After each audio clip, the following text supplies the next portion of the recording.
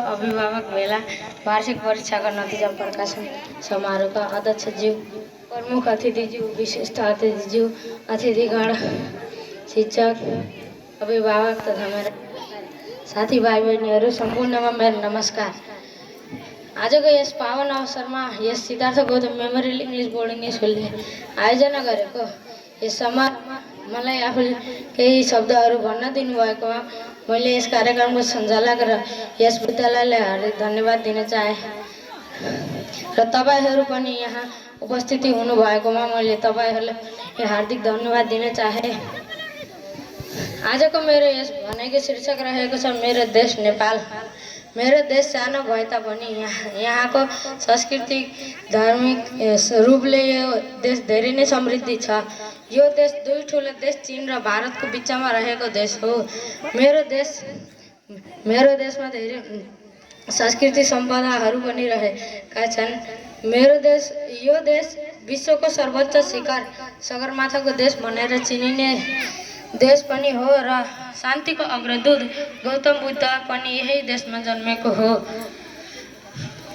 यो देशको झण्डा अरू देशको झण्डा भन्दा फरक छ।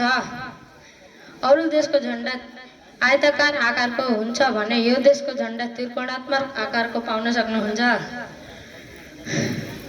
यो देशमा धेरै नै प्राकृतिक सम्पदाहरू रहेका छन्, जस्तै हरिया पहाडहरू, घना वन जङ्गल, चाँदी जस्तो टलटल टल्किने हिमाल, सुन्दर सुन्दर नदी नाला, ताल पोखरीहरू। त्यसैले नै होला यो देशलाई अक्सर पृथ्वीको स्वर्ग पनि भनिन्छ। त्यसैले नै होला यो देशमा विश्वभरबाट पर्यटकहरू घुम्न आउने गर्दछन्। हामी विद्यार्थीहरूको कर्तव्य हो हाम्रो देशको सांस्कृतिक सम्पदाहरू जोगाउने र हाम्रो देशमा केही काम गरेर हाम्रो देशको विकासमा योगदान दिने। आउनुहोस् तपाईँ हामी सबै मिलेर हाम्रो देशको राम्रो सभ्य नागरिक बन्न प्रण गरौँ र यस देशको विकासमा केही योगदान दियौँ।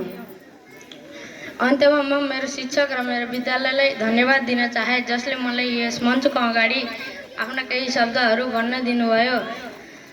यति भन्दै मैले मेरा दुई चार शब्द यहीँ टुङ्ग्याउन चाहे। हस्त, धन्यवाद, नमस्कार।